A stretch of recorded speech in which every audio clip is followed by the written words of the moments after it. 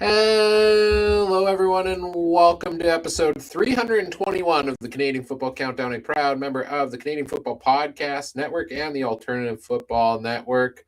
Ryan and Adam here with you this evening for we got a lot of news to talk about. There's been a little bit going on in the CFL lately. The CFL's negotiation window, the Honorable Ed Hervey tampering window is officially open in the CFL as of this past Sunday, and deals have been flying a mile a minute. Of course, unofficial deals because they can't be locked in for the most part until free agency kicks off a week from today on Tuesday, February 10th.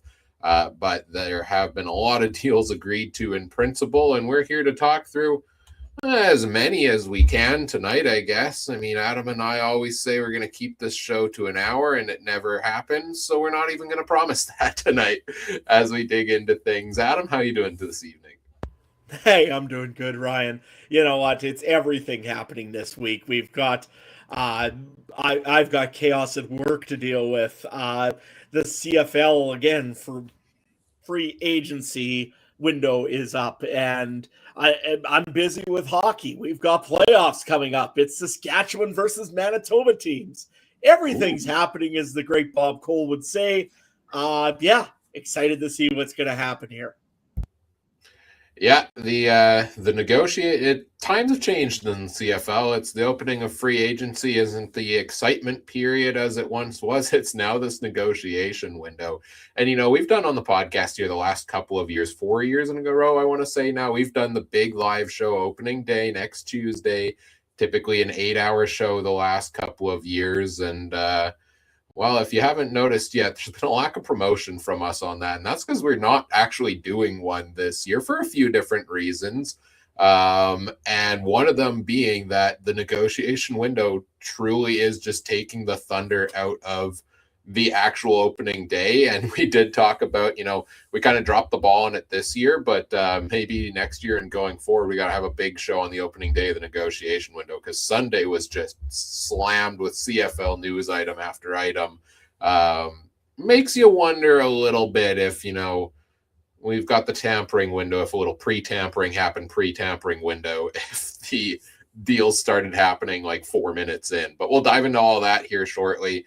But yeah, if you have been wondering, I mean, let's be real. Nobody has sent us any messages saying, hey, where's the 8-hour live show? So if you're wondering where it is, well, you haven't been clamoring for it. And thus, that's also partially why we are not going through the effort of doing that this year. So yes, no free agency special, but we're here tonight to talk about the first couple of days of the negotiation window. We'll be back presumably next week to recap the opening of CFL free agency as well, and we'll have some more content to come throughout February. I know I did kind of drop the ball. We teased a very exciting January, and it was a pretty lackluster January here on the podcast due to some of the schedule stuff that Adam was talking about. We did have a couple of episodes, I think, at least one of them. I know we did our Edmonton Elks season deep dive last time out.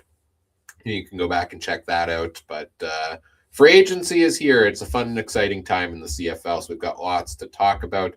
Let's get the housekeeping notes out of the way, and then we can dive right in. We are live tonight on all of our platforms, YouTube, Facebook, and Twitch, thanks to our presenting sponsor, Game Time TV, which you can learn more at GameTimeTV.ca or Facebook.com/GameTimeTVMB. Send us your comments and questions in the live chat if you're joining us here throughout the night, as we discuss everything from the opening of the negotiation window in the CFL. As always, we do want to acknowledge that the Canadian Football Countdown is brought to you from Treaty 1 territory, traditional territory of the Anishinaabe, Cree, Ojibwe, Dakota, and Dene peoples, and the homeland of the Métis Nation, as well as Treaty 4 territory, traditional territory of the Cree, Saulteaux, Dakota, Lakota, Nakota, and Métis Nation. And finally, if you're looking for additional content in between our off-season episodes, or you just want one central place to try to keep tabs on most of the CFL news going on, there are a lot of great folks who put a lot of effort in on social media to go and keep all of the fans updated. All of the different reporters and members of the CFL community out there. And we try to take all the links we find them and share them in the Discord as well. So easy access, of course, giving credit to the ones reporting it, but you can keep tabs on a lot of the CFL news. Adam and I usually try to compete a little bit to keep everybody up to date on the news items that we find when we scroll through the socials there as well. So link is in the episode description. It's free to join us there. All right, let's dive into it here. We're going to talk about, I think, a little bit each team, kind of what they've done so far in the first couple of days. But first, Adam, you wanted to talk about the negotiation window, and I teased it a little bit there. Your overall thoughts on this whole process? It's the silliest process there is. I mean, you've got 2 months in advance to go and talk to. Well, okay, you're not supposed to talk to any other players other than your own players, and you get that opportunity to re-sign them. But take a look at some of the major leagues, like the NHL is one big one that I love giving the example of. The Stanley Cup's handed out on June the 20th, roughly in that area, right? After June the 20th, you've got 10 days to try to sign any of your players back that you want. On the 29th, you have a chance if you want to talk to a couple players, you're welcome to talk to them. But before that, it's no chance. And July 1st, it's free agent frenzy. Away you go. You know what? That only gives you those couple days to make sure that you're working hard with your own players. You're not going and snooping and seeing what else you can get. And you know what? It doesn't cause all of this chaos in 1 minute, or in what? I think it was like 30 minutes after the free agency window opened in the CFL. We were already hearing of 2-year deals. I mean, come on. We all know that maybe it wasn't Ed Hervey talking to somebody. Maybe it was Kyle Walters or whoever it was. It don't matter. It's just the fact that, you know what? It just makes us look pretty stupid that we're pretending that there's nobody talking in the free agency window when clearly there is. Before the free agency window, I should say. So just do it the easy way. Grey Cup's given out roughly on the 15th, the 20th of November. You got 10 days, and then December 1st. There's nothing happening in news in sporting world on December 1st on average. I mean, maybe there's an outdoor classic or something somewhere. I doubt it for the NHL. Otherwise, there's nothing. So, you know what? Have your CFL free agency hit on December 1st, and away you go. I know that you're probably wanting to go and have that chance to sign some NFL players. Well, hey, guess what? There's a full chance after the Super Bowl's done that you can go and try to be the newsworthy items again. So, honestly, I can't see a disadvantage to that. Just, you know what? Make it where it's not so clearly obvious that teams are talking to players, okay? Yeah, I mean, I don't mind that it's here in February and that we have that lead up, like, because we kind of have the time to unwind and look back at the season. Like, talking from podcast content perspective, if we are disciplined enough to stick with it throughout December and January, and everybody needs a break in different categories, we kind of have the time to unwind and unpack the previous season, get a little break in there. Then you start getting the NFL tryouts, you start getting the coaching changes, you start getting some of the news of teams re-signing their own free agents. I don't hate that we have January to focus on that and starting to look ahead and speculate for free agency. I think that's part of the fun too, right? To spend a bit of time, this guy might be out there, this guy might be out there, and take that into account. So I, as a fan, don't mind that. But yeah, why not just call this the opening of free agency on this past Sunday on February 1st? If that's effectively what a lot of this is going to be. I know this does, with the negotiation window, give you the opportunity kind of your original team to go and match that. I would say we maybe see 3 or 4 deals tops a year that actually end up in that category where somebody changes directions. And we did actually see a few in the last couple of days, one of them being, James Letcher. I think James Letcher Jr. was going to go to the Red Blacks, ended up going to the Riders instead. Demiro Houston was going to go to BC, I think it was, but then ended up going to Ottawa. So there was a bit of a change in directions. We've seen others in years past like that.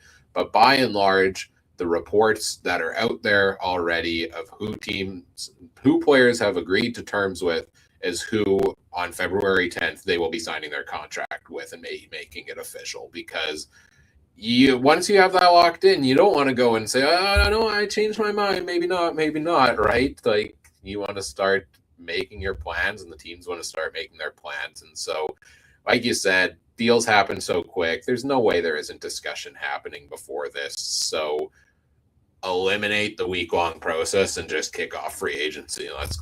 Let's get the ball rolling, in my opinion. And I think that's the same sentiment you were sharing there as well. Yeah, absolutely. I mean, my opinion is I think if you go and you put it at December, you can condense that whole big speculation and have almost a whole month in November of people just talking CFL because, hey, this playoffs are coming up. This guy's going to be a free agent in a few weeks. Is he thinking about re signing? I know it puts extra pressure on general managers when they're worrying about maybe playoffs, but you know what? By then, really, the GM's job should be done. It's the head coach and all that should be worried a little bit. But I get it what you're saying, Ryan. You want to make that little bit of a time to kind of reflect and see what you're going to do for the next season. If you're going to keep the same coaching staff, if you're going to change things up and all that. And you want to know that stuff before you start bringing in certain players. But I don't know. I'm mixed on it. I don't think this negotiation window does anything for anyone. So, you know what? You're right on that part. I'll agree that, you know what, when it's free agency time, just make it free agency time, and who cares about the negotiation window, just to save Odell Willis and Ed Hervey from looking bad. I think if you moved it to December, though, it would make the offseason feel so much longer. And I know it now goes into like early May, even into April, maybe that training camp starts and we have the draft and stuff. But like the way things are nicely spaced out is kind of, you have February now, mid-February is free agency period, early February. Then you kind of die off late February into March, and you have a dry spell there. And then you get into draft and training camp and stuff like that. You shift all this back to December. Now it's like a 4-month period until the draft there, where you're not getting a ton of signings here and there, and we're talking about the same stale old news. So I don't know. I like where it's at in February, but yeah, tampering is going to happen whether you try to build a window around it or not. Like we said, Sunday was a wild day. Lots of news going on around the CFL. Kind of have our thoughts, I think, on some winners and losers from the first couple of days. And granted, it's very early and a lot can change over that standpoint.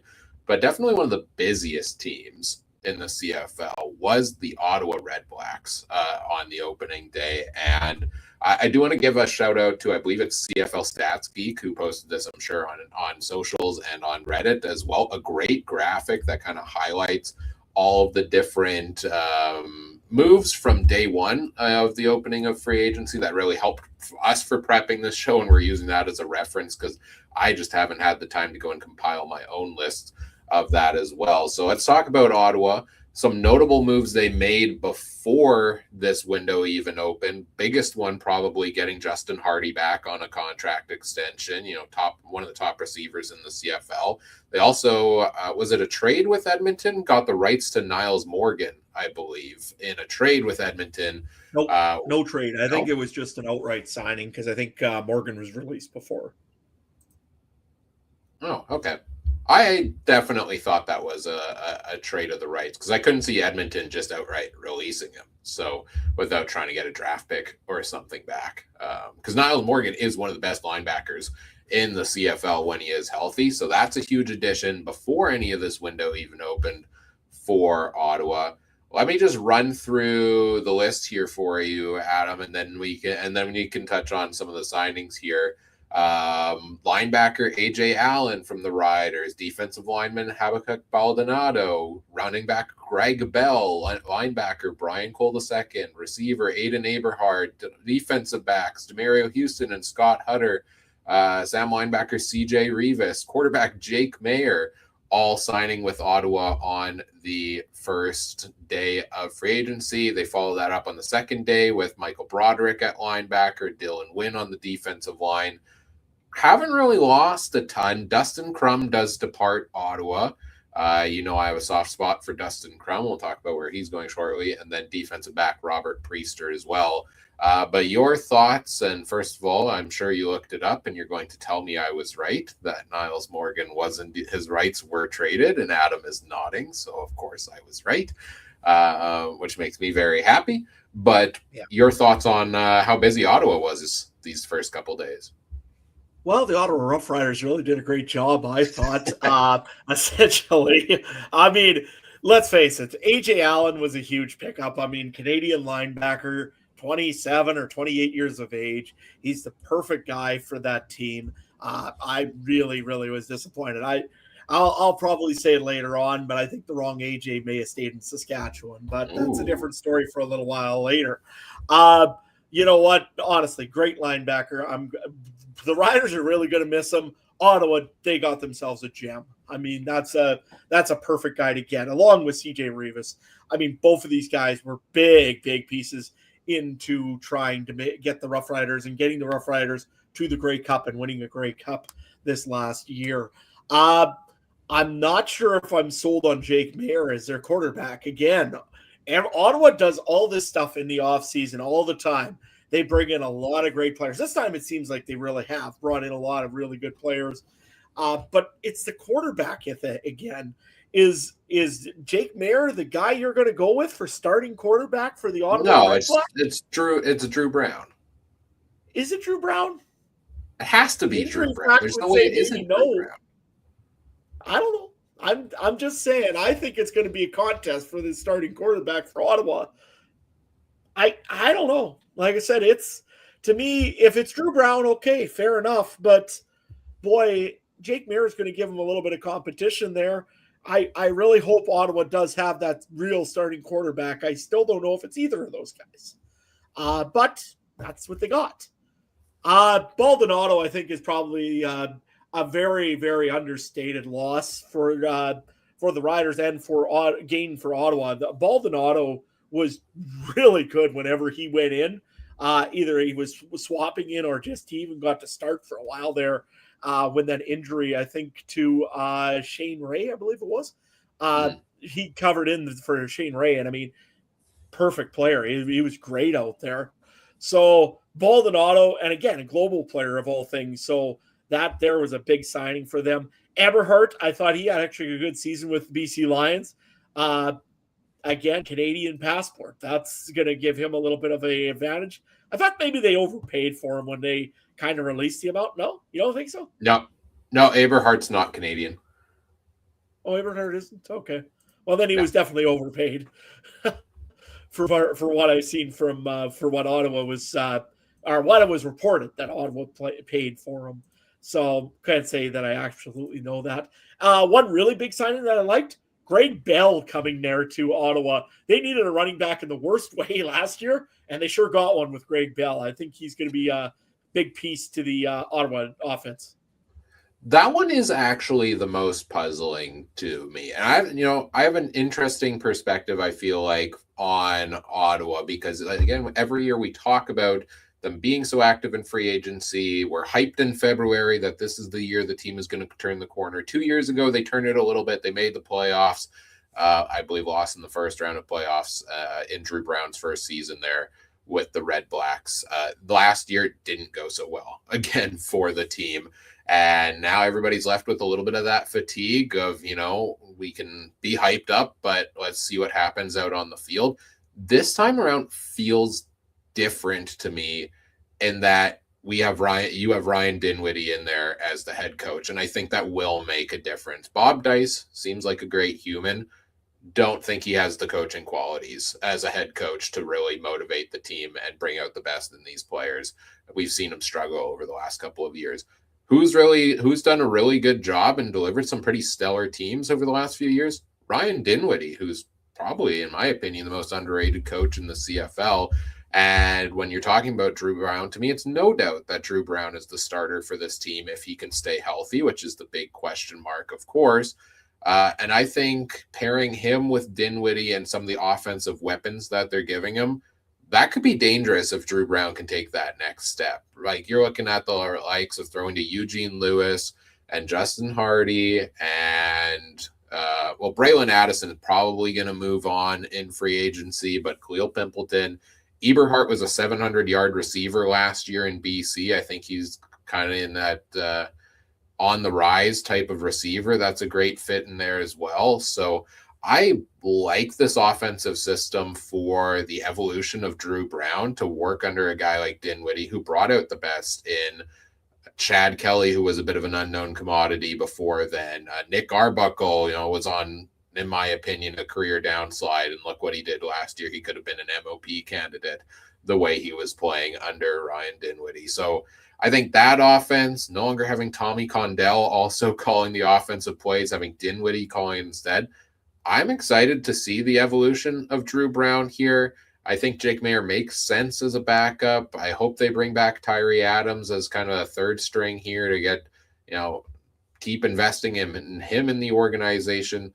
But the one that I'm a little puzzled with is the addition of Greg Bell, I have to say. I'm, first of all, surprised Greg Bell left Hamilton.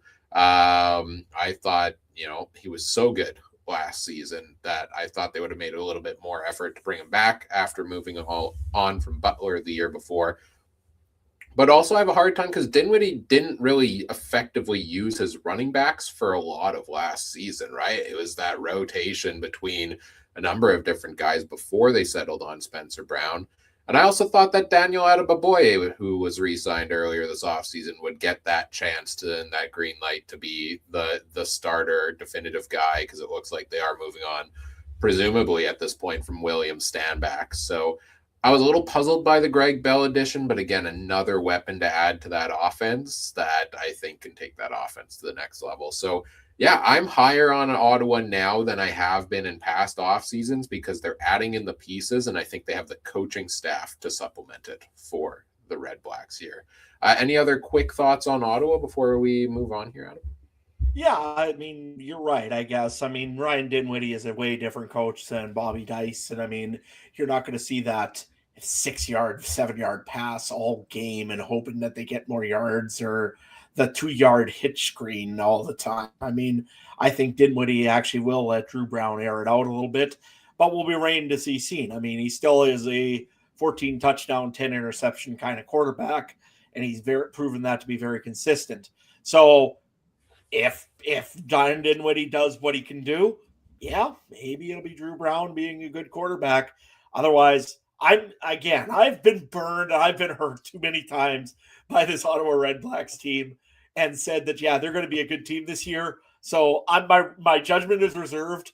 Boy, that defense sure has been improved. I think the offense has been improved, and I think their coaching has been improved. But it's all got to go and add up into one thing, and we'll see. I just, like I said, Ottawa's burned me in the past, and I have yet to love them again because of it. But we'll see what happens. I hope. And I totally get that because I felt the same way about them, just like I've expressed about Edmonton throughout the offseason as well. And every year of, looks hopeful, but are we going to trust it? We talked about a number of those pieces added on defense coming from your beloved Saskatchewan Roughriders, so I think we can go there next. Naturally, the defending champs are going to take a hit in free agency. They always do. This team had a plethora of free agents. If you go to the CFL's official free agent site, you do need to scroll pretty far to get through the list of them. Side note, I do have to give the CFL site and those who edit and manage it a shout out here for the free agent list on the CFL site actually goes and has under the status column reportedly signed with so-and-so. And on their homepage had, I think, like an article with basically an Instagram feed of all the reported signings, which I feel like we hadn't really seen in years past, where it was kind of like, here's the big day. We're all going to go to social media. We're all going to go to 3 Down Nation and these other sites to go and find out the CFL news that's happening. And the CFL website is a ghost town because nothing's official, so we can't report on it. So kudos to those people. I love the change in that regard. And yeah, there are a lot of names on the riders list here, Adam. AJ Allen, Baldonado, Malik Carney, notable. CJ Rivas, notable subtractions on defense. On offense, you've got Tommy Neal and Joe Robustelli, a couple of wide receivers gone. Jake Mayer is gone among them. Any other? I'm trying to see if there's any other notable ones. Dante Myers is off to the NFL, so that's a subtraction for the team on offense there as well at this point in time. Two other releases as well. We had Sean Bain Jr. be released earlier in the before the negotiation window as well. Yesterday, we finally released number 12, Brett Brett Lauder. Lauder. So, yeah, the Rough Riders are going to be a different team this year, and you expected it. I mean, when you're the champs, everybody's going for some of those championship caliber players, and I mean, kudos to Jeremy O'Day, though. I mean, he tried to stop most of the bleeding. DeMarcus Fields is a big signing for them. Keyshawn Johnson, that was a huge signing for the receiving core. I mean, they needed to have Keyshawn Johnson back, especially when you knew you were probably going to lose Robustelli and Tommy Neal. I mean, those two are big losses. Otherwise, Jacob Brammer, he had a great season. Keon Schaefer-Baker was a bit of a surprise to me. I thought the Riders were going to move on from him. Just because the injury front all the time. And I mean, he's been injured quite often since coming back from the NFL tryouts 2 years ago. So I was a little surprised to see Keon Schaefer-Baker back. That being said, when he's healthy, he's one of the best receivers in the league. But keyword, when he's healthy. And that hasn't been a lot. The other side I'm surprised about, and I know Rider Nation, you're going to hate me in about 2 seconds here. AJ Ouellette was not on my Christmas card list to come back. And there's a couple of reasons. One, somebody said that he was going and having foot surgery. If he's having surgery, especially on the piece that, makes you your money, you know what? That's not really a good signing. And especially the age. He's 31, I believe, now. He's not a young running back by any stretch of the imagination. Yes, you do have Mario Anderson Jr. behind him, who I think is a really, really good running back coming up. And you also do have Thomas Bertrand-Hudon, who's a good national running back when you do have to have him for the ratio issue. But I'll be honest with you. If that money that we gave AJ Ouellette for the 1 year cost us AJ Allen, I don't like that deal. I really don't. You know what? Mario Anderson is way cheaper. He's on a rookie deal right now. You can bring in another reasonable veteran to be behind him as competition. I'm guaranteeing you William Stanback is not going to go for a whole lot this year if he does. And you could bring in like a guy like that would be like that Kadeem Carey that was for this team last year that kind of came in, was kind of a little bit of a thing to press the starting running back, which is Ouellette, into place. I don't know if I like Ouellette as a starting running back right now for this Rough Riders team, especially if he's going for surgery. But you know what? The first thing when he got signed, there was a huge wave of enthusiasm and joy and thrill from Rider Nation over him coming back. Good on him. You know what? He's a good running back. He's the best marketable tool that the Rough Riders will ever have. I mean, he fits in with the mold perfectly. But don't get me wrong. I love AJ Ouellette, but I don't know if I would take him over AJ Allen, in all honesty, because that defense was so dominant last year, and that's what got you a lot of wins in Saskatchewan. Don't get me wrong. AJ Ouellette did a little bit, but AJ Allen and CJ Rivas and all those other guys in there, like again, Malik Carney's another one. He was huge in that Saskatchewan defense. I was waiting for the sign saying Carney for Prime Minister in Saskatchewan this year. Now I have to look for him somewhere else. But you know what? In all honesty, I like the defense how it was built last year, and I know that Jeremy O'Day is a really good chance of finding some more defensive guys, and I know Corey Mace is a good evaluation for defensive talent. But boy, there's a lot of pieces on that defense missing. Offense, I'm not as worried about now. The defense, get me a little concerned. Yeah, and I give them kudos for how they kept the offense afloat, and yeah, defense definitely. But I think defense is often where you see in defensive backfield, like new guys step up every single year across the league that we haven't heard about more, and I think it's are able to make a name for themselves. Some will If I had to keep one of the two together, I'm more focused on trying to keep the offense together personally, and they're going to lose some pieces. Like Myers was going to go off to the NFL. That makes sense. I believe he signed with the Cincinnati Bengals. So best of luck to him down south with the Bengals there. And you are going to lose some pieces. And yeah, the losses of Tommy Neal, he was the West Final hero for this team. Rider Nation will forever be thankful, I think, for what Tommy Neal did in that game. And Robustelli. We will practice his chant or his name though to replace the Henry Burris chants. Just saying.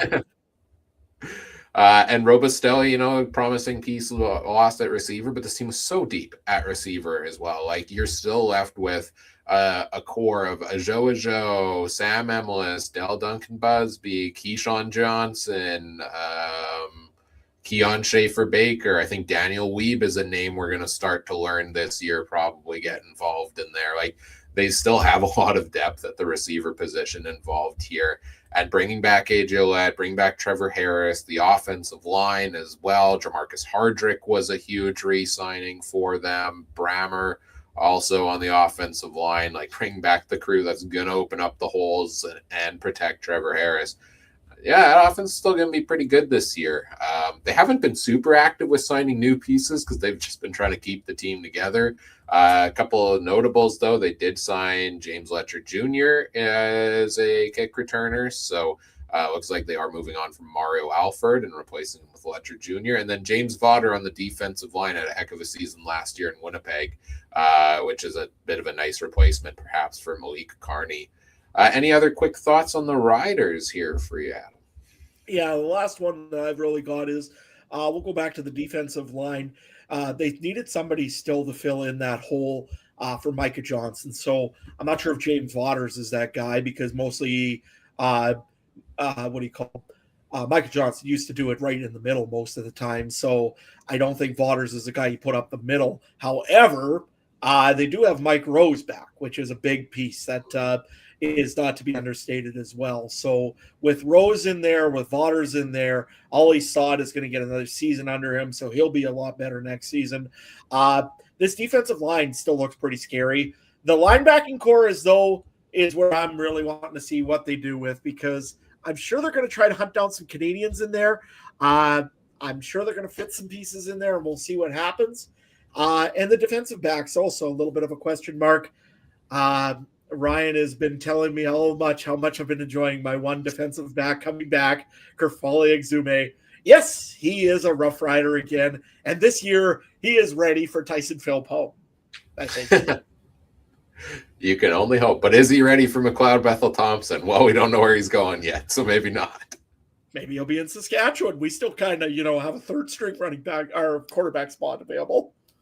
Yeah, Did sign Jack Cohn, I guess. So you never know. Let's stick with the Prairies and go to Winnipeg here next because that was another team that was pretty active on Sunday, very quick, and a lot of Bomber Nation was loving it. This team, after 5 straight trips to the Grey Cup, only fourth in the division, made the crossover.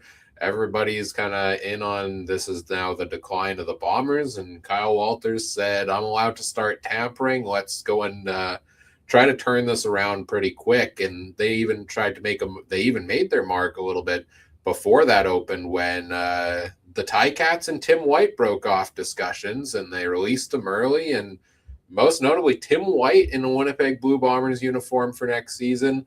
Let's talk about, bring back notable pieces. Willie Jefferson, Stanley Bryant, among the two of the biggest names definitely in that category.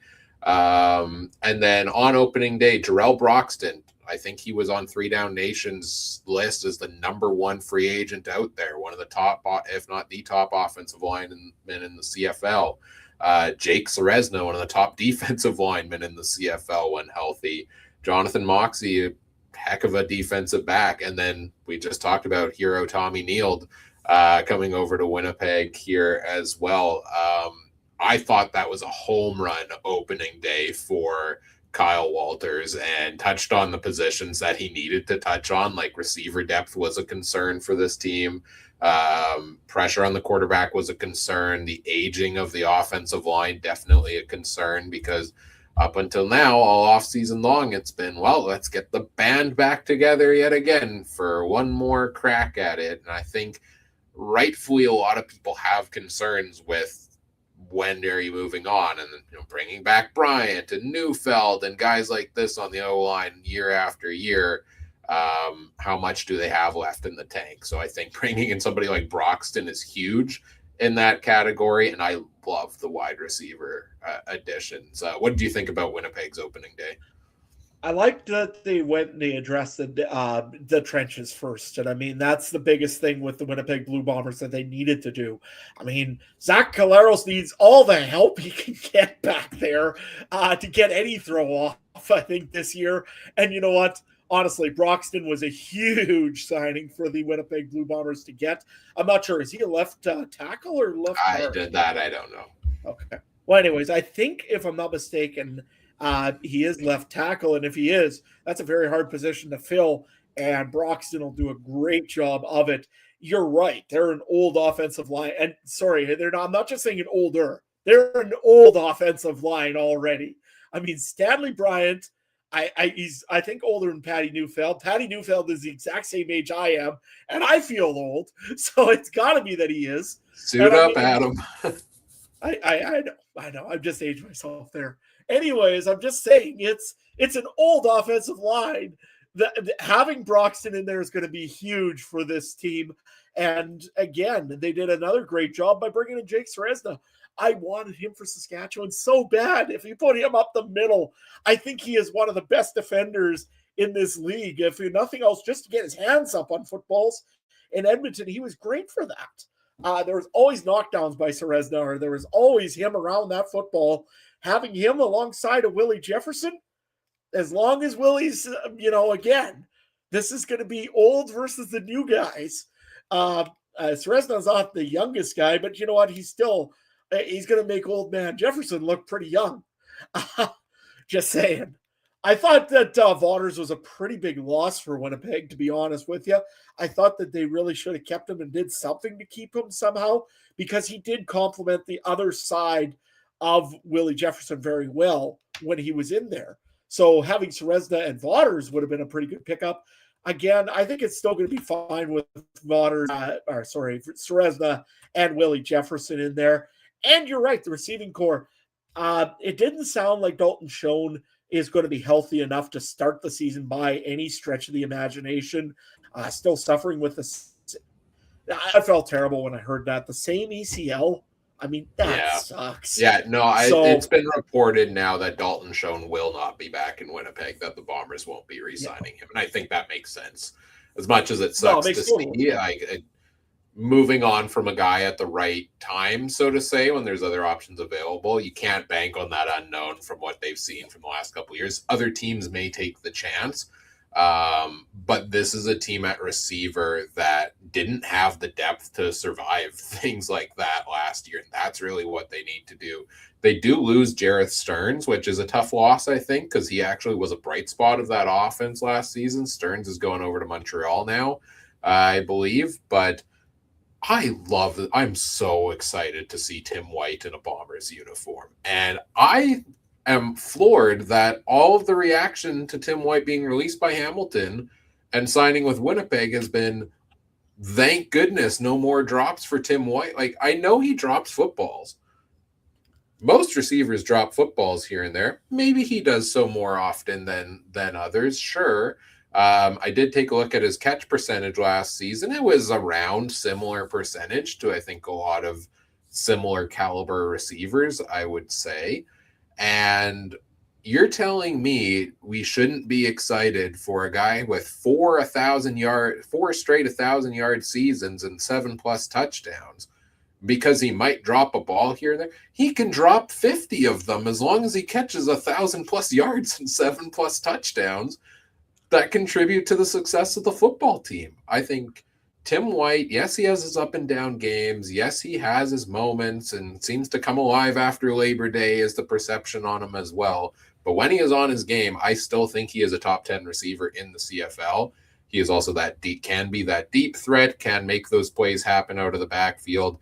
Interesting connection with, his former offensive coordinator is back now with Tommy Condell being his offensive coordinator in Winnipeg.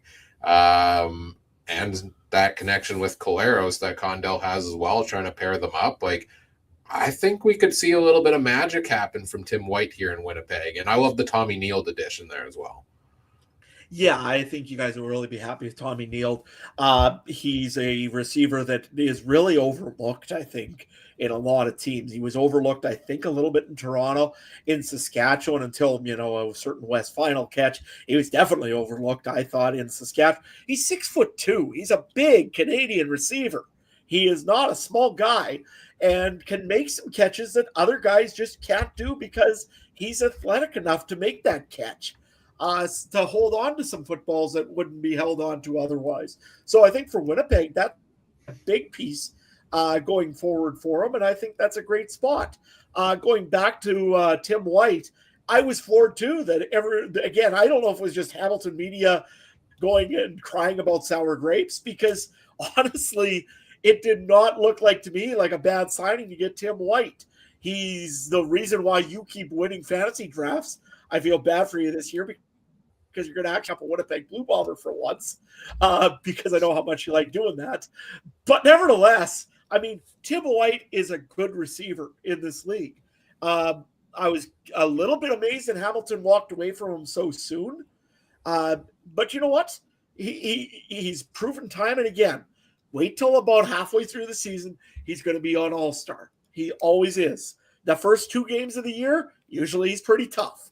But you know what? After that, which one would you rather have in Winnipeg? Dylan Mitchell or Tim White? If we're comparing those two, I would say, would you rather have taking a chance on Dalton Schoen's health versus Tim White? And I'm going to take Tim White in that category is my reaction there. Yeah, and Winnipeg doesn't have the depth to take the chance right now for the receivers, like you've said before. They don't have a whole big plethora of wide receiving depth like they did like last year. They did not have that depth. A team like Saskatchewan could take a chance on a Dalton Schoen and just, if he gets healthy, great. Maybe we'll get Deontay Myers back, or maybe we'll get somebody else. There's a few teams like that have that great wide receiver depth. Montreal, I think, is one maybe that could take another chance at a Dalton Schoen if he gets healthy. Great, maybe it won't cost us so much. But Winnipeg's not that team right now. They're a team that needs receivers that can go right on game one. And Tim White's one of those guys, and definitely Tommy Neal's is another one of those guys. So Winnipeg did good on their pickup so far. I think we could see them go 3 Canadians potentially at wide receiver this year, at least 2 of them, because that's where they have their depth now. Dembski's got his starting spot for sure. Absolutely. And then you've got the likes of Tommy Neal.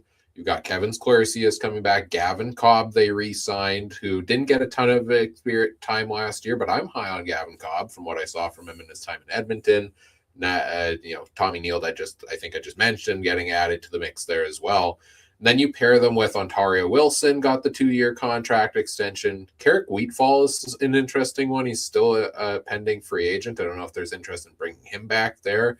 I think the team may need to bring some more bodies potentially in at receiver, because you cannot be at a place in 2026 where we have to consider putting Chris Streveler in at wide receiver again because you don't have enough depth on the active roster at receiver. That can't happen.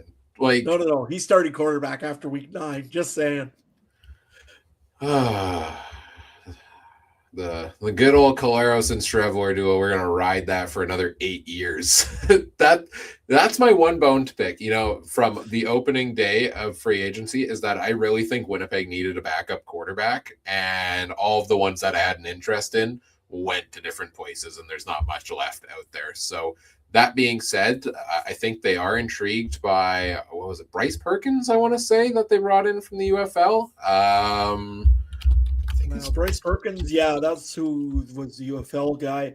I still don't know what they're doing with, what was it? Wilson? Terry Wilson? Yeah. I mean, are they He's actually under contract. Do something with him, or are they going to develop him, or are they just going to let him rot on the bench? I don't know. You tell me. I could not tell you. Let's move on to another team that I think it makes sense to go to next here, which is the Edmonton Elks, because all of the talk at the wide receiver sweepstakes was, when are these dominoes going to fall, right? If the Tim White, Austin Mack were two guys that were released early from their respective teams, and who was going to get in on them. And Winnipeg swoops in and takes Tim White. Edmonton swoops in and signs Austin Mack to a multi-year deal. That was before or actually, I don't know. I should clarify whether that was multi-year or not, but they do sign Mack. I thought I read 2 years, but I could be wrong. Then they have a very busy Sunday and first couple of days here as well. Brandon Bordner on the offensive line, Malik Carney, we talked about him on the D line, Jordan Murray O-line, Taylor Powell as a backup quarterback, Joe Robustelli, we talked about him. He's coming to Edmonton now. And Couture Woodmansey on the offensive line. So on some offensive line help, a little bit of receiver help, big piece in Carney on the D line, and then a backup quarterback, notably Devondrick Bynum going out on at defensive back, I think reportedly signing with Calgary, Jake Seresna to Winnipeg, and Jonathan Congo on the D line going to Toronto. So some departures there on specifically the defensive side of the ball. And they did release Trey Ford, who we'll talk about here shortly and where he went. So they were looking for the backup quarterback. I thought this was a promising start for the Edmonton Elks as well. How did you feel about it? I like some pieces of it. I mean, I do like Taylor Powell coming in to be behind Cody Fajardo. I think that's a good move. Although I kind of expected him almost to stay in Hamilton. Although again, and then there's also the Bo Levi thing and the fact that he thought probably he should get maybe a better chance there. But you know what?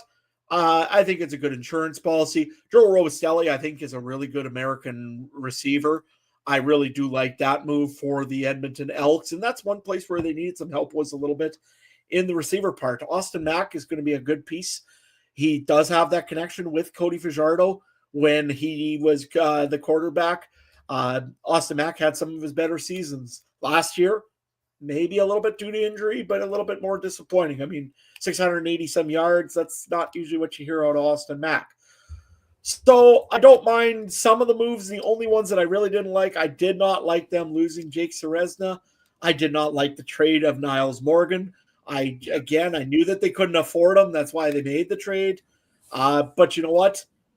I didn't like it. I mean, Edmonton, one of their things that they did have was an excellent linebacking core. That being said, they've got some depth there. I guess they'll be fine, but I don't know. That's one thing I didn't like. And Jonathan Kongba, honestly, good defensive lineman. And the biggest thing about him, Canadian. There is not a whole lot of Canadian defensive linemen out there. Kind of a little bit of a disappointing loss. So I'm going to say mixed bag for Edmonton. And you know what? And the reason being is, again, they didn't impress me as like I thought they should have last year. And maybe that's, again, more of the I don't want to get hurt again by the Edmonton Elks. But we'll see what happens here. They've added the pieces that they need to add, but I think they lost a few pieces that they shouldn't have lost on. So, yeah. They didn't have a ton of free agents on the list, like a team like Saskatchewan, for example. Like, their free agent list is pretty low, and I think that bodes well for this team that was a little bit on the up in the second half of the season. And to me, the biggest addition of the entire offseason for the Edmonton Elks is health willing an entire season of Cody Fajardo as your starting quarterback. Because you go back and look at where the Elks finished last season, right? And you have to wonder, if he had started all season long, does this team make the playoffs? How far do they go in the playoffs? Because when he came in, they went on a little bit of a run. And yeah, they settled back at the end, but it was definitely the defense got better. And we talked about all of these things last episode on our Edmonton Elks deep dive. So go back and for more insights on that. But so they didn't have a lot to worry about losing in free agency. Bring Fajardo back was the number one thing, obviously, there that I think was most crucial. They weren't going to lose a lot of pieces. So any additions are a net positive to me on top of what they already can build off of from late last season, which I think is a lot there. So I am excited for the changes here in Edmonton. I did say on our Alex episode, my number one focus was they need that depth at wide receiver, because there was too often last year where you had your guys like your Stephen Dunbar, who got hurt. You had your kind of Julian Grant, who had a solid season, Curly Gittens Jr., but then you had a couple of guys like Benjamin Victor, for example, OJ Hillier. Like, Victor didn't even make it into CFL fantasy last year. They didn't even recognize his efforts, which is totally unfair because he did contribute to the offense, by the way, but there weren't their household names necessarily across the offense for Edmonton. So bringing in Austin Mack, he's got that connection with Cody Fajardo from their time together in Montreal. Fantastic. Love that addition there for them. Who was the other one? Joe Robustelli. We saw some bright spots from him last year. He could have a nice breakout. Not on day one, but actually today, Brendan O'Leary-Orange, another nice addition at receiver for them. Seems like they're moving on from Curly Gittens Jr., so they do get a Canadian piece back in O'Leary-Orange, who I would have loved to see get another step forward in his time in Hamilton. And I think if he gets a priority spot in this offense, could be involved there as well. So I'm high on the move so far at receiver for this team, pairing those three guys we just talked about with, if they can bring Dunbar back, he is a free agent, with bring, kind of Julian Grant still there. And the next step forward for guys like Hillier, Victor, Arkell Smith, also a free agent. So I guess pending, but I think it's a positive step forward for this team. And I think Taylor Powell, among the guys who are the backups that haven't had a chance to start a whole ton yet, Taylor Powell is the one that's most promising to me in the CFL. I do think there is some good potential there. When he did get a chance to play when Bo was injured a couple seasons ago, it was a rocky start, but he had progression over time. And I think learning from a guy like Fajardo at this point is going to be fantastic for him. So I think that was an upgrade from the Trey Ford situation, just didn't work in Edmonton. And I think Taylor Powell could. So all good things. Reserve your hype a little bit because it is the Edmonton Elks, but I think all good things so far for me from Edmonton here. Anything else on the Elks for you? No, I think you covered it. I don't think there's really much else that I've got in the Elks. I think you're right. We want to see that extra year and see what happens now. And if if Cody Fajardo can lead them somewhere, well, let's see what happens here, I guess, in Edmonton. Just like I said, I still think they lost in some spots, but if they can gain in a few and maybe in more important areas, again, that wide receiver core needed some help last year. You're right. When you don't even recognize Victor for how long in the season, you might need some depth help in Edmonton. So let's see where it goes. Well, we talked about let's go to the other team involved in the quarterback swap in free agency. We talked about Taylor Powell going to Edmonton. Trey Ford, released by the Elks, goes over to the Hamilton Tiger Cats, one of their most notable additions. They've been pretty quiet these first couple of days. Trey Ford goes to Hamilton. Eric Lofton, another former Bomber, goes to Hamilton on the offensive line there as well. Another Bomber, Chris Kolinkowski, earlier in the offseason went to Hamilton, and they re-signed a couple of their own in Quinton Barrow, Dustin Tolbert, and trying to see if there's other ones in the last couple of days. I think those were the most notable.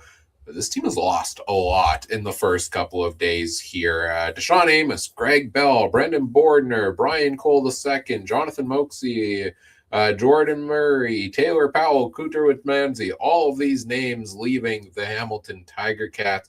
To me, opening day, and I repeat, opening day, we're one of the losers of CFL free agency negotiation window. They can turn that around easily, and there's already reports out there that are trending that direction with, Wynton McManus being heavily rumored to be heading towards the Ticats. That elevates them for me because McManus is one of the best defensive players in the game. But not loving some of the pieces they lost here for Hamilton. What about you? No, I'm the same way. I thought really it was a loss compared to if you had Taylor Powell and you had Trey Ford. I am sorry, I like a Canadian just as much as anybody, but Taylor Powell, I think, is the more upside guy in the running or backup quarterback spot. Now, if they're going to use him in a different way, such as Bo Levi Mitchell throw the football, and by the way, we'll mix in Trey Ford for some running plays just to mess with some teams, might be okay. I don't see him really seeing the football field very much. Even if something happens to Bo, they're going to put him in, but I don't see that lasting long. I don't know if he's going to get. I hope he gets the development under Bo Levi Mitchell, but I really am not a big fan. I'm sorry. The media in Canada has burned Trey Ford. Yep. They put him on a pedestal that he cannot stand on, and his game was still not perfect when he was in there. They went and they said, "Oh well, he'll learn, he'll develop, he'll learn." He didn't. He did not grow as a quarterback. He still has that tendency of running first and looking later on for a play. It is not a good system, and I'm sorry, but I do not like Trey Ford as even a backup quarterback in this league right at the moment. Just the way I am. Some of the other losses as well. I mean, well, before you get into that, I just want to touch on the Trey and stick with the Trey Ford thing here.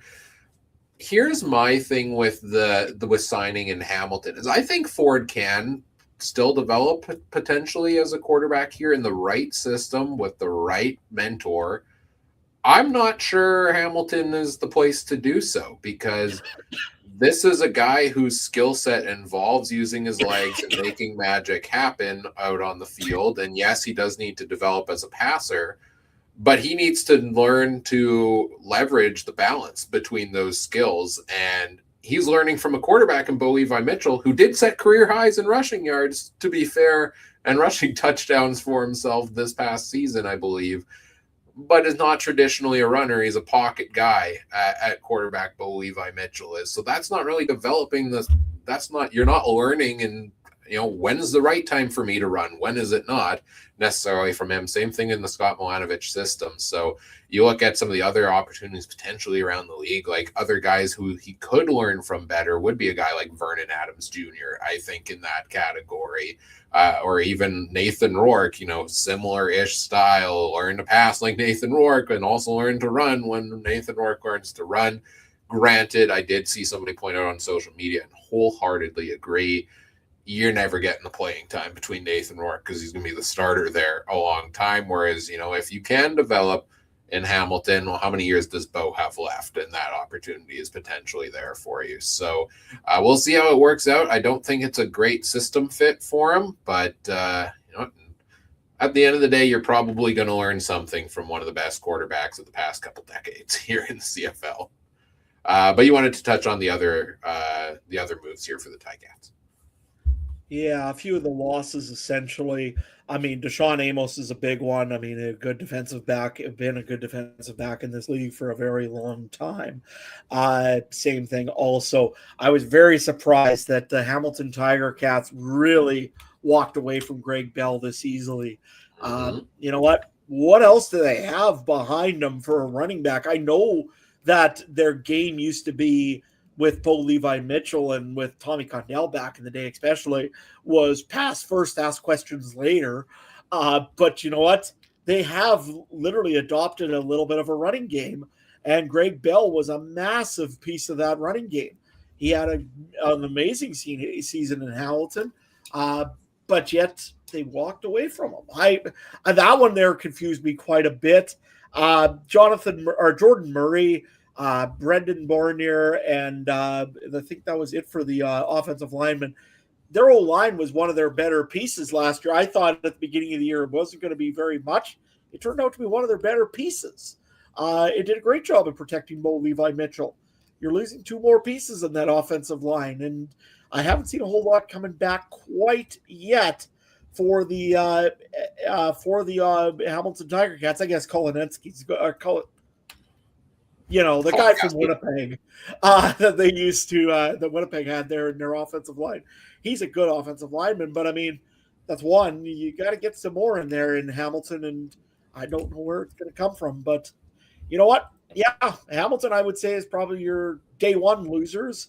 Uh, and I don't want to scare any Hamilton Tiger Cat fans, but did you notice it's sure taken a long time if Hamilton really coveted Wynton McManus that long? Uh, they said again, 3 Down Nation report. They had sources that went and said that the Hamilton Tiger Cats wanted Wynton McManus in the worst way for a long time. If they really did, he should be a tie cat by now. What's going on there? Oh, I'm sure he's getting calls from all 8 other teams because everybody should want Wynton McManus on their roster for sure. The one kind of common feedback I saw on Greg Bell of why maybe they would move on from him is that, he was a heck of a running back. His blocking maybe necessarily wasn't as strong as they wanted it to be. I would assume this means Johnny Augustine finally gets his chance to start in the CFL. He's been around for a long time, and he got a couple starts last year, and maybe that's the guy. Maybe they bring others in on training camp. Mike always likes to say running backs are a dime a dozen in the CFL, and I think we're seeing that with the turnover here for the Hamilton Tiger Cats. But yeah, concerned a little bit about some of the departures amongst this team. They lost, of course, a couple other pieces to the NFL. Their punter, I believe, Constantino went to the NFL, and Verisek, their rookie linebacker, also on an NFL departure. So a couple of notable losses there for the Ticats. What team do you want to go to next, Adam? We've got Toronto, Montreal, BC, and Calgary to chat about yet. Well, let's go to the Toronto Argonauts. I mean, they are a team that's kind of, well, we've said before, they're going to have a tough season no matter what, just because of their schedule. But you know what? I think they're going to have a pretty tough season just because of some of the guys. Essentially they're going to let Wynton McManus walk, which I guess it's already true. He has been released, I believe, by the Toronto Argonauts already. That happened earlier today. But they did make a couple of signings as well. They signed Dwayne Hendricks, defensive lineman, running back returner Peyton Logan, came from the Winnipeg Blue Bombers, I believe. Or no, was it the Blue Bombers? Logan? Yeah, I thought it was the Winnipeg Blue Bombers.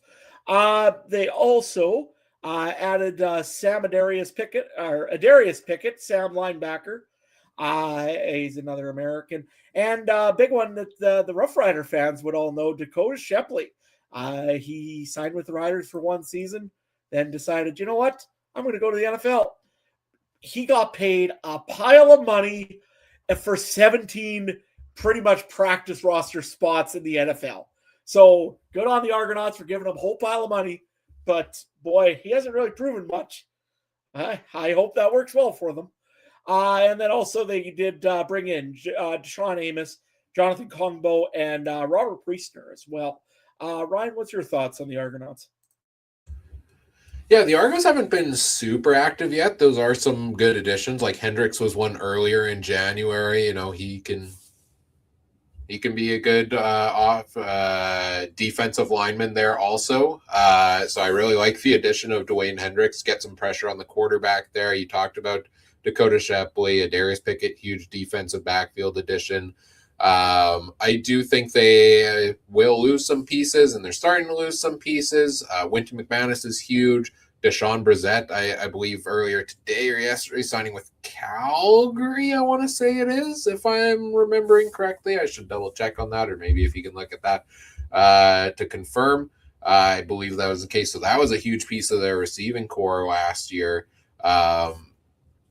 I think for Toronto, I'm interested to see how many pieces they're able to bring in, because this is a team that finished with not a strong season last year. Really didn't make, not a good year, only a few wins, didn't make the playoffs in the East Division, lost their coach over to the Ottawa Red Blacks, new coaching in place. They have the whole schedule fiasco with the World Cup against them this year.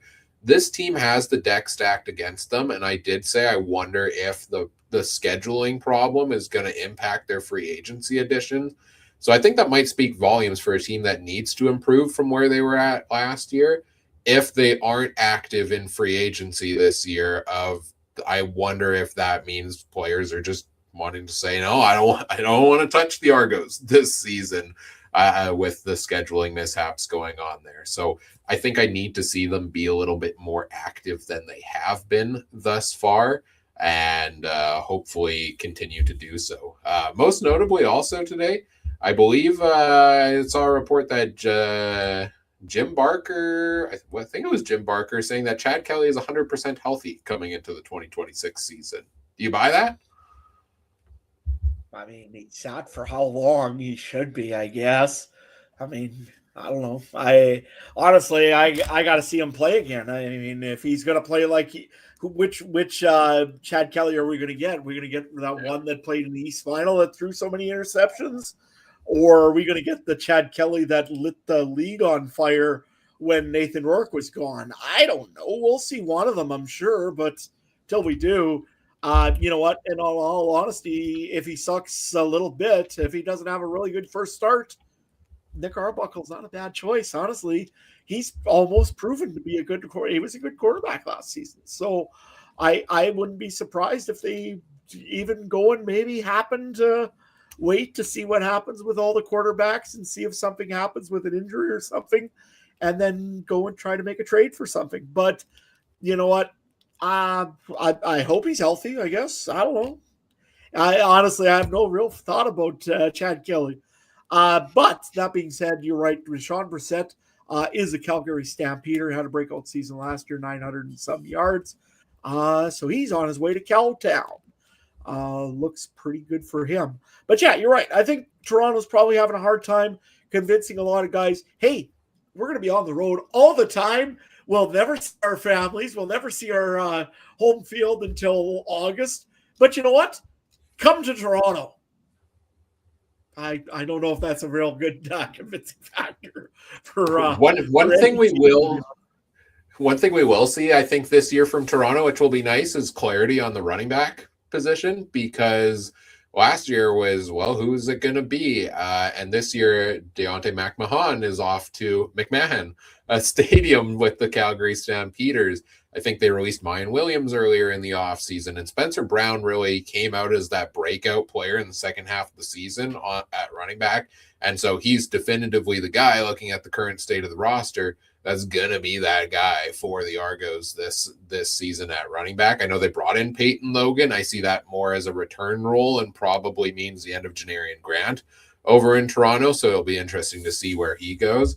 And same thing with the loss of Brissett. Yeah, it's a loss, but, DeMonte Coxey, Jake Herslow, Kevin Meitel, Mackay Polk, David Ungerer, like that's a pretty solid crew that you've got going of your top five in Toronto, even if you lose Brissett. So I don't think it's a terrible loss, even though it's a notable name departing. But this team's got an uphill climb this year, I would say, based on the scheduling situation. We all know where Janarian Grant is going back to. I mean, Mike O'Shea likes bringing back his guys. It's going to happen. Not with Trey Vavel in there, no way.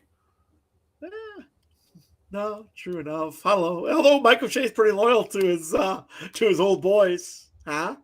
No, I don't see that happening one bit. There's no way after they re-sign Trey Vavel that they're going to bring Janarian Grant back. I don't know where he fits in elsewhere around the CFL, but I would highly doubt that is going to be in Winnipeg. Anything else on the Argos? I think we covered it all there. What team you want to move to next? Let's go. Well, we've talked a little bit about them. Why not? Let's move over to the Calgary Stampeders and see what they're up to. Don't forget, they're hosting the Grey Cup this year, so you think they'd be pretty busy, but nope, not really. Not a whole lot going on with Calgary. We did talk about a few. Dijon Brissett, of course, coming over to Calgary, as well as we said also McMahon. See, they have McMahon and they have Mahan, yeah. So I gotta say it right, I guess. So McMahon is coming over to Calgary as their running back, which is a little surprising. I guess they're probably going to think about maybe that Dedrick Mills is maybe going to eventually dual back system. Dual back, yeah, maybe dual back this year. I'm not sure exactly what they're thinking there, but okay. And really, they haven't lost a whole lot. They have, Bynum was a decent, I thought, defensive back. Derek Moncrief's back. Clarence Hicks is back. That's really huge. Clarence Hicks being back for a 3-year extension is massive for the team. And I think their biggest departures are a couple of guys that went off to the NFL, right? And I think there were two, I want to say, on the defensive line. Well, there was three in total that left Calgary, all on the same day, and all of the Minnesota Vikings. So, if you like the Minnesota Vikings or the Calgary Stampeders, you're going to love the Minnesota Vikings. I don't know if they're trying to go and make a swap back for Justin Jefferson, but, don't think that's going to happen either. Yeah, Jalen Hutchings, the most notable on defense. I think also, I want to say Jacob Roberts, linebacker, was one as well. I'll fact check that. I should probably do that ahead of time, but if not, congrats. I think you have a shot at the NFL. Multi-year deal with the Vikings. Got that right. Go me. And then Alford at the wide receiver. Damian Alford, right? Was the other one. Was the one signing the NFL. So they lost a couple of pieces in that category. I think those are some notable hits on the defensive side of the ball for this team. But other than that, I think, they've been bringing some guys back. They brought a lot of guys back. They brought in some interesting pieces, but not a whole ton of activity compared to some of the other teams around the CFL. And to be honest with you, until that injury happened to their one defensive lineman, and again, my names are terrible right now for the top of my head for the Stampeders, but when they had that injury last year, that's pretty much what derailed them. Otherwise, they were poised to almost maybe even host the at least the West semifinal, maybe even the West final. I thought they were actually a pretty good team, but you know what? It means you really don't have to make a whole lot of upgrades, but don't expect the Stampeders to sit still. I'm sure that they're still looking, and I'm sure they're going to add probably a piece in the Canadian receiver spot. Maybe Curly Gittins Jr. needs to come down to Calgary. Well, as a replacement for Alfred is what I'm thinking. Well, I think Brissett is that guy, right? Like that guy that they brought in to fill in that Canadian role. And they're going to be a team that starts multiple Canadians anyways. They re-signed Clark Barnes already earlier this offseason as well, who has been a staple there. They've got Jalen Philpott in there as well. So realistically, this team could start 3 Canadian receivers as well. I also think bringing back Eric Brooks was a nice move at wide receiver. He was a breakout guy down the stretch of the season, and Tevin Jones too. So that could make a guy who is currently a free agent like Dominic Rhymes available perhaps to go somewhere else. Haven't really heard any news on Rhymes yet in the negotiation window. So intrigued to see what happens with him there. I can't wait till we see what Ryan puts Tevin Jones at for his ranked receivers in a while. That was a top 6 re-signing of the offseason, I have to say. A little bit of activity for the Stampeders. I think they're in an interesting spot because they went from bottom of the West to really dominant early in the season to fell off a little bit, still came so close to beating BC in the playoffs. Like, they're in an interesting spot for me where I want to see, like, with these changes that are happening, with some of those pieces they did lose on defense, how does that take a step back? Because I do think the defense, much like you said with Saskatchewan, I thought the defense carried this team a lot through some of their wins during that season, and the offense was good enough. So interested to see what impact that has on them coming into this year. And they're typically not a free agent heavy team. We'll see them get more involved when it comes to the draft and it comes to the training camp and all of their tryout camps and things like that. BC Montreal.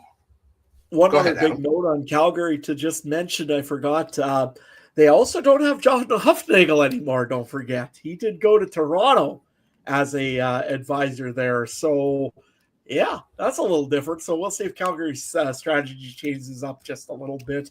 Uh, let's move over to let's go right next door over to the BC Lions. They were adding players that were getting released, essentially, is Yeah. what I've kind of seen out of them a lot. Uh, one of the big signings I thought that they made was Darnell Sankey, really, really good defense or linebacker from the Montreal Alouettes. Casey Sales, another one. James Butler, he re-signed, so that was huge. Dijon Allen, another one that was a pretty good signing.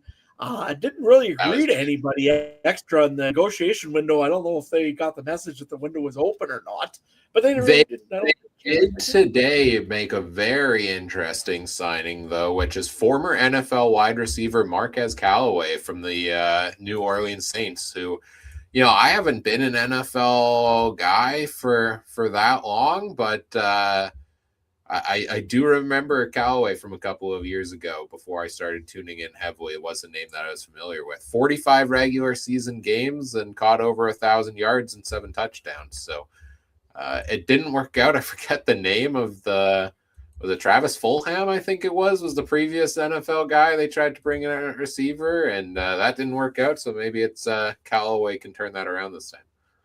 Yeah, not only that, I think they also brought a running back in again that was a former NFLer as well, if I'm not mistaken. I'll have to go back and take a look at the names there.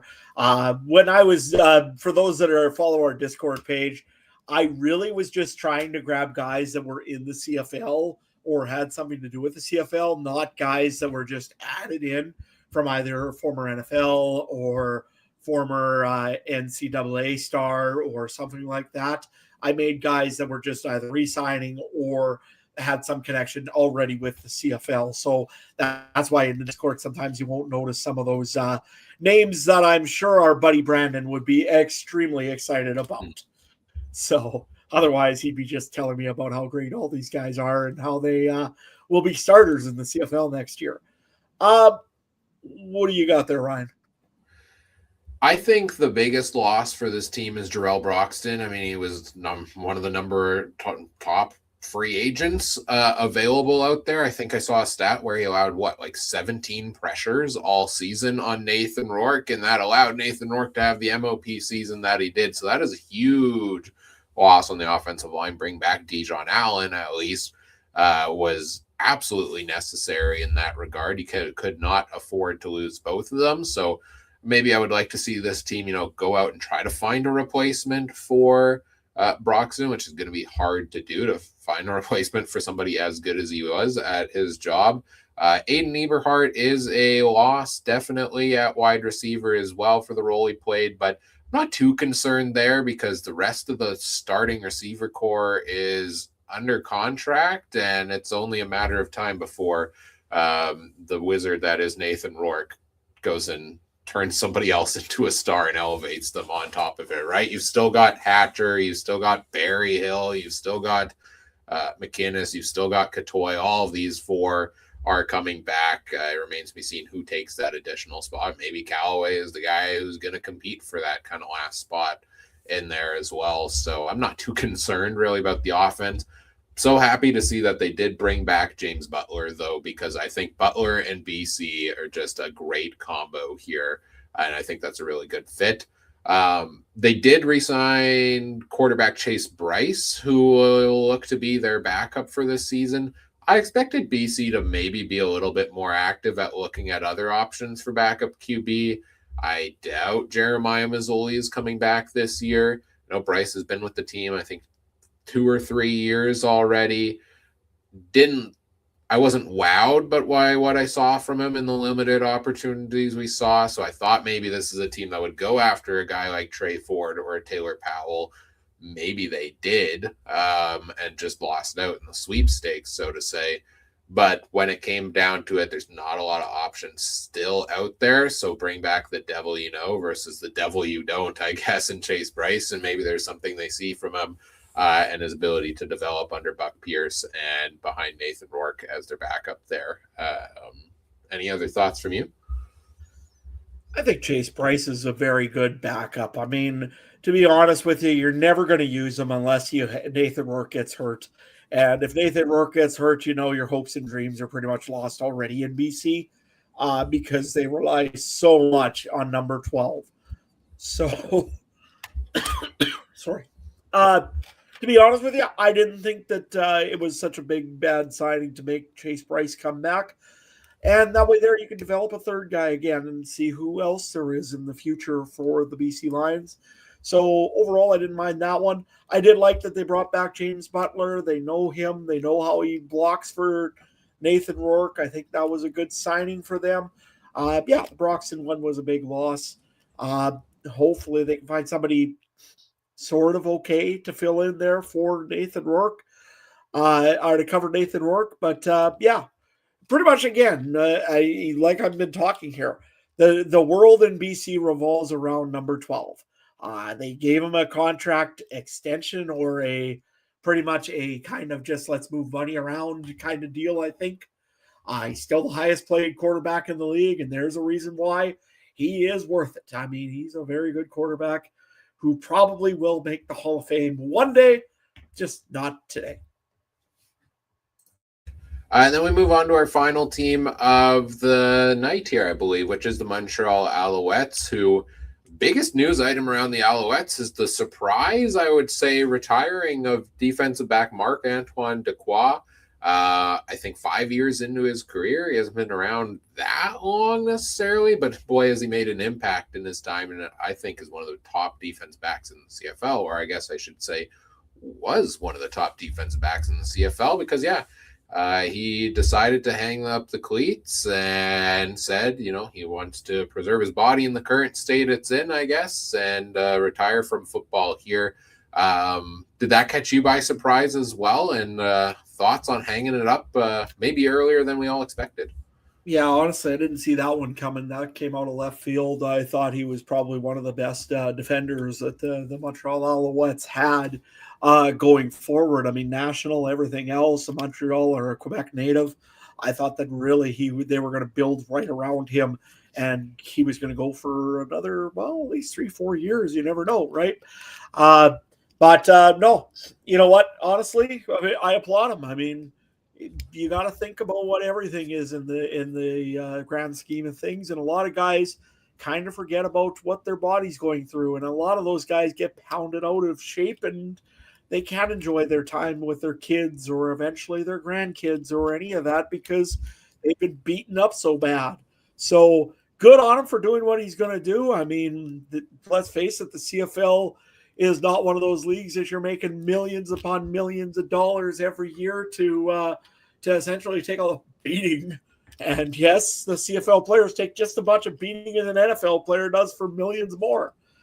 So if he's got a plan and he's got a thing in place, wish him the best of luck, and hopefully he can go and enjoy himself. I mean, that's the main thing is family and health and everything, and that's what matters the most. So good on him for retiring when he did. A little bit of a surprise for sure, but yeah, good on him. Yeah, and I think that's that's a couple big pieces without Dequoy and without Darnell Sankey on that defense that has been so good the last couple of years in Montreal. Those are some tough holes to fill. They haven't really added any pieces yet that are going to go fill those. Maybe that's additions from within, or maybe they come yet in free agency. I love the addition of Dustin Crum. I cried a little bit when I saw that because that meant Dustin Crum was not coming to Winnipeg, which I was trying to speak into existence for basically the entire 2025 season, and it didn't happen. Hopefully he never plays because Davis Alexander stays healthy, because I love Davis Alexander and want him to be the next big thing in the CFL. But if he does go down, having Dustin Crum behind him just means we're going to get some Crumback magic going on in Montreal here. Don't worry. Niles Morgan is on his way to Winnipeg. No, nobody. Okay. Anyways, yeah, no, I really did like. Did you get the Adam name mix-up thing going on again? Did you mean James Morgan, the former backup, or the currently under contract backup for the Montreal Alouettes? Dude, it's an hour and 23 minutes into this. Just let me have this one. Anyways, James I Morgan. was like, what does Niles Morgan of the Ottawa Red Blacks have to do with Dustin Crum going to Montreal? I always do chose two players in the league. Linebacker and decided to play quarterback. But anyways, you know what? No, honestly, big signing. I like that one there that they bring in Dustin Crum. You're right. He had some good games, and he's definitely a very serviceable backup to come off the bench. He's one probably of the best quarterbacks to come off a bench and play a game if he has to. So I really do like Dustin Crum for that. Some of the other ones there, Jarrett Stearns, I've seen him in Saskatchewan. I've seen him in Winnipeg last year. I did like both of those as well, both where he was there and what they did with him when they did play him in Winnipeg. And when he was in Saskatchewan, I thought he was a good receiver. So I think he'll do good in Montreal. I think he'll actually fit in right where Austin Mack kind of is walking away from. So I think that's a really good spot for them. And I was kind of surprised a little bit, but then who they signed first, I can see why they were letting James Letcher walk.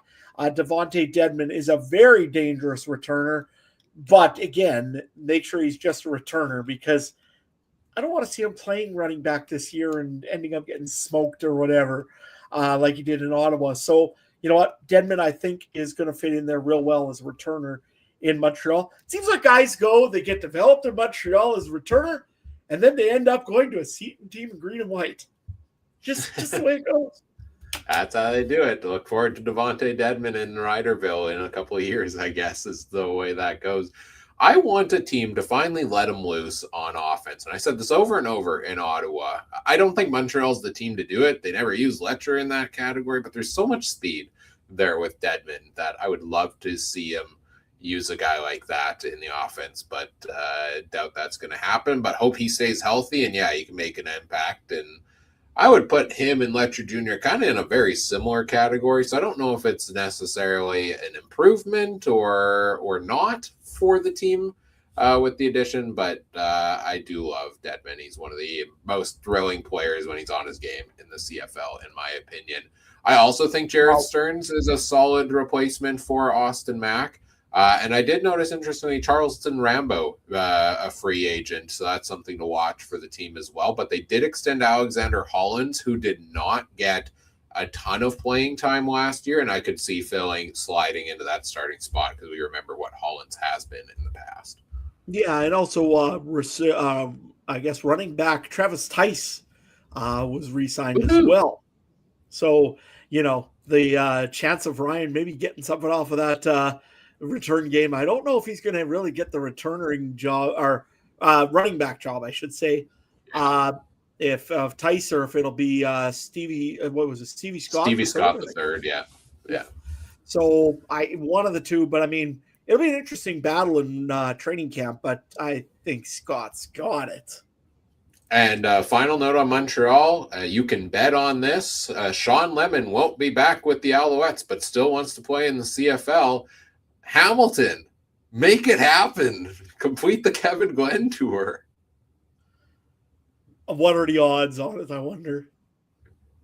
I don't know. Maybe Lemon can tell us after he signs or something. I dare somebody to ask the league commissioner what's the over-under on him signing in Hamilton. Make it happen. Although part of me wanted like the Kevin. I can't tell if I want it or not because I mean it would be pretty cool, and if I got a nickel every time this happened, I would only have 2 nickels. But it happened. I know I'm botching the meme, but it's something like that out there, right? The 2 nickels thing, and like it would be crazy that has happened twice. But then part of me also just wants Kevin Glenn to forever be immortalized as like the only one to complete the bingo card. And the other one also is I just don't know if I can. You go to the Grey Cups and you see the traveling Glens. The traveling lemons is just weird. Sorry. It's just a fruit bowl.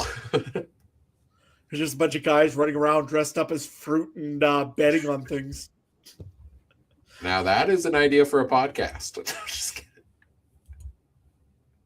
kidding.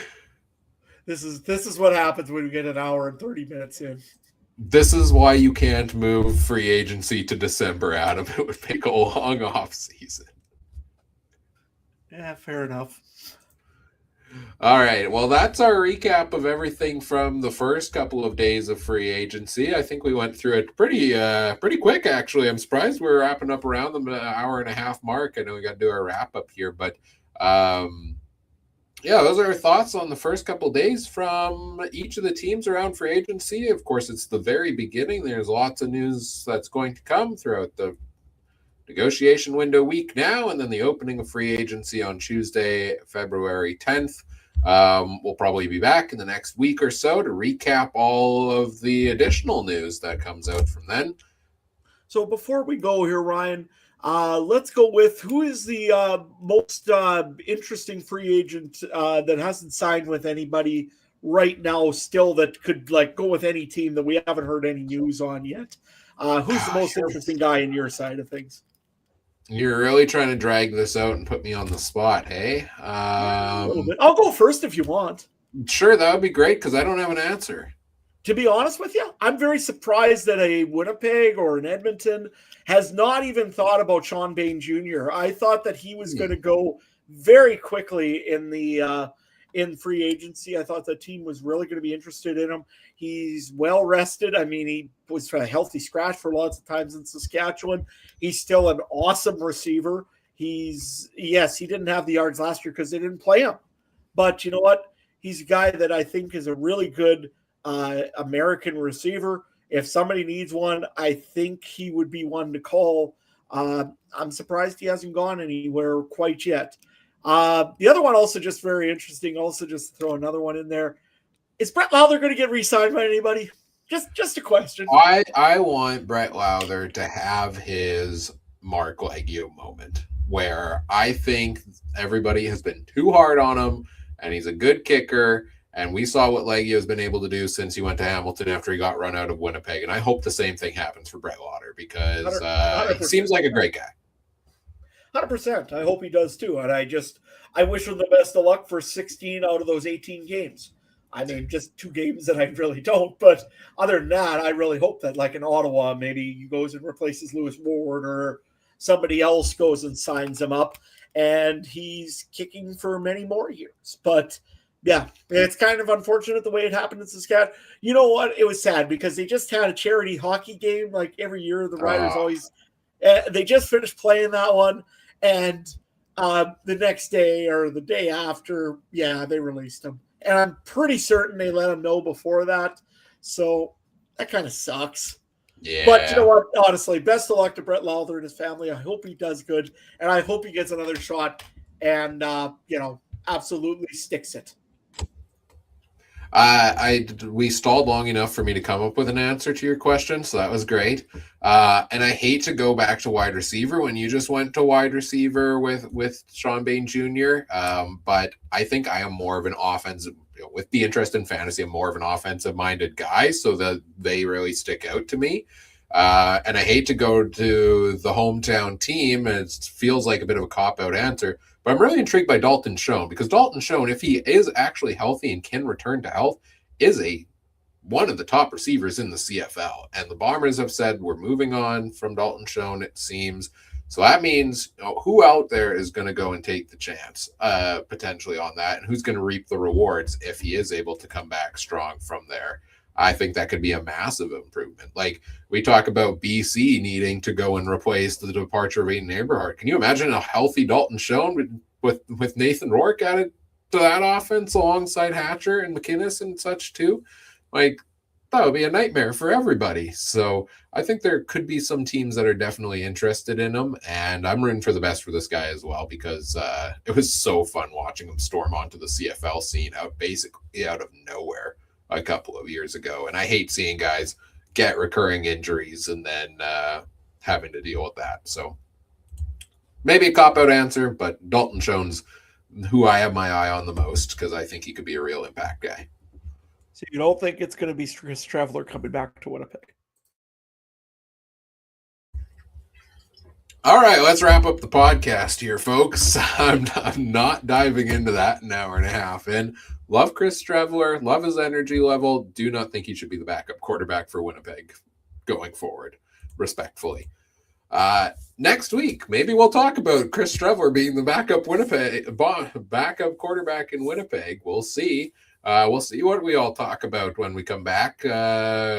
What other crazy news from around the CFL we all have to talk about. So stay tuned for that. Exact day and time to be announced. You can find us on social media to find out when it is announced. You can find us on X at CF Countdown Pod. Same thing with on Blue Sky and facebook.com/CF Countdown Pod as well. Discord community, links in the episode description. You will get notified over in the Discord as well when we have new episodes coming.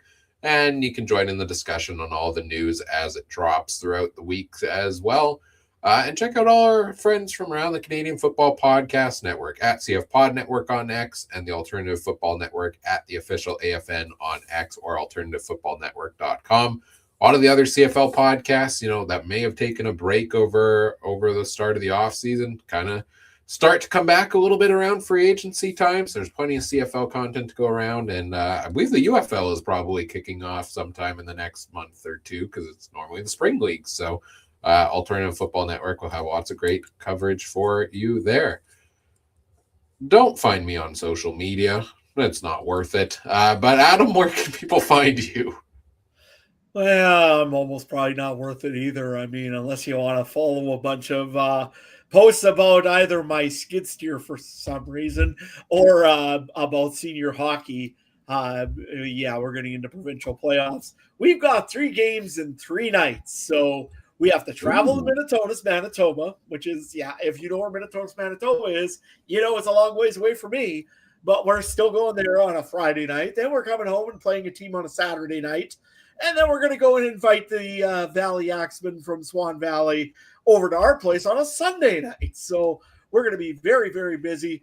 But hey, I'll probably go and tweet about the Super Bowl at some point, I guess. And if you want to follow me along, you can go to Adam Stewart 1. Otherwise, I'll kind of keep you up to date over on the Discord channel with all what's going on in the CFL with free agency. I'm sure Ryan will be doing the same thing. It'll be a race to see who sees the article first usually. So best of luck to him to try to catch me if he can.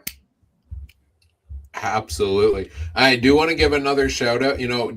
Don't follow me on social media, but the account you should follow is the one that made all of this content tonight possible by providing all of the summary of all of the signings from day one. And that's at CFL Stats Geek on social media, who is one of my favorite follows from around the CFL. Always posting interesting graphics and stats, and did a great job compiling this information that we used heavily throughout the show. So all credit to them. It's just Derek Taylor in an alter ego, isn't it? It could be, maybe. I can't verify one way or another. So, no. Shout out to you for all you do, CFL Stats Geek, on all the social platforms. I definitely do not know enough about graphic design to do some of the things that are done there. So, kudos on easily digestible information, which helped planning a podcast. Then that does it for tonight's episode. So whatever podcast platform you listened on, we appreciate if you do all the fun things like, comment, subscribe, rate, review, share the show with your friends, share it with your non-friends, share it with all of the pending free agents during the tampering or pre-tampering window. And on behalf of Adam, I'm Ryan saying thank you for listening. Take care. Have a good one. Bye.